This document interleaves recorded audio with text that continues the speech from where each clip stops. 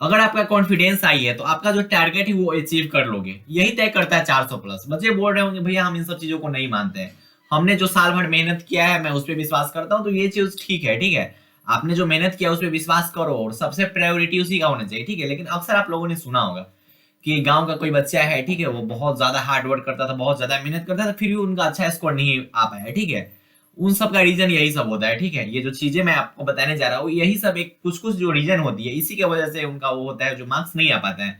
आप hard work करते हो बहुत अच्छी बात है, साथ साथ स्मार्ट वर्क होना चाहिए, ठीक है। अगर आपको पूरा प्लानिंग के साथ काम करोगे ना, किसी भी यूथ को लड़ने से पहले अगर पूरा प्लान कर दिया जाए तो बहुत ज्यादा ही अच्छा लगता है, और जीतने की संभावना बहुत ज्यादा होती है।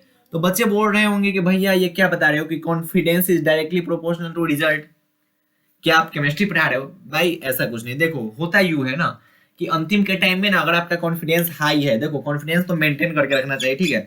अंतिम का जो भी टाइम है उसमें क्या होता है बच्चों के साथ कि कॉन्फिडेंस उनका लो हो जाता है, ठीक है। एग्जाम एक दो दिन बाद एग्जाम है, अभी वो क्या सोचेंगे कि भैया अब क्या होगा, अब कुछ नहीं हो पाएगा, ठीक। पढ़े हुए हैं, ठीक है, पढ़े हुए हैं, ठीक है, लेकिन उनको डर लग रहा है कि अब कुछ नहीं हो पाएगा। तो वहां पे इनका कॉन्फिडेंस क्या हो गया भैया, लो हो गया। जब उनका कॉन्फिडेंस लो हुआ तो फिक्स है कि उनका रिजल्ट जो होगा वो बहुत ज्यादा ही खराब आने वाला है, ठीक है। दूसरा कोई स्टूडेंट है जो टॉपर वाले स्टूडेंट है, उनका अगर कॉन्फिडेंस हाई है, ठीक है, कॉन्फिडेंस ओवर कॉन्फिडेंस भी नहीं होना चाहिए। कॉन्फिडेंस हाई का मतलब होता है कि पॉजिटिव रहना, बिल्कुल पॉजिटिव रहना, यहाँ कि हमने जो पढ़ाई किया है और हमसे जो पॉसिबल है वो मैं एग्जाम पेपर में लिखूंगा, ठीक है। इसको कहते हैं कॉन्फिडेंस को मेंटेन करके रखना। क्या कि जब भी कॉन्फिडेंस लो होने लगे कि भैया लग रहा है कि 400 प्लस नहीं आएगा, इसको कहते हैं कॉन्फिडेंस लो होना, ठीक है। और उस वक्त कॉन्फिडेंस हाई करने का मतलब होता है कि नहीं, मैंने जो पढ़ाई किया है उतना से आएगा और आएगा ही आएगा, मैंने जो मेहनत किया है मुझे उस पर भरोसा है। तो इन सब चीजों को खुद से बात करके एग्जाम आवर में सबसे पहले बात होना चाहिए कि खुद से बात करना चाहिए बच्चों को, ठीक है। बच्चों को खुद से बात करने का मतलब क्या होता है कि खुद को समझाना होता है, ठीक है, क्योंकि एग्जाम आवर में ज्यादा लोगों से बात नहीं करना चाहिए, बहुत टाइप की बातें बोली जाती है। तो अगर आपका कॉन्फिडेंस हाई है तो समझ लो कि आपका रिजल्ट बेटर आएगा। बच्चे बोल रहे हो क्या सच में यही तय करता है? तो हाँ, यही तय करता है। देखो कॉन्फिडेंस लो होने का मतलब क्या होता है कि एग्जाम से पहले घबराहट, ठीक है, डर, और वो डर लेके और एग्जाम हॉल में तुम अंदर गए, ठीक है। होता है ना कि मान लो केमिस्ट्री का पेपर है, अब तुम एकदम डरते गए कि भैया हमने पढ़ाई तो अच्छे ढंग से की नहीं है, बहुत ही खराब जाएगा पेपर, ऐसा होगा वैसा होगा। तो पहले ही से अपने मन में तुम डर बना लिए, उसके बाद तुम एग्जाम हॉल में एंटर किए, तो जो कुछ भी आप अच्छा परफॉर्म करने वाले थे वो सब कुछ बर्बाद हो जाएगा। बर्बाद होने का मतलब बहुत ही खराब हो जाएगा। क्यों? क्योंकि आप अपने माइंड के अंदर डाल दिए कि भैया मेरा जो एग्जाम होगा वो खराब जाने वाला है, ठीक। अब आपका बॉडी उसी टाइप से रिएक्ट करेगा, ठीक है। आप आपका जैसा माइंड, मतलब माइंड में आप जो कुछ भी डालोगे उसी टाइप से आपका बॉडी रिएक्ट करेगा। और एक रोगी की तरह एग्जाम हॉल में बैठोगे, ठीक है, जो कुछ आता भी होगा उसको भी इग्नोर करके लिखोगे।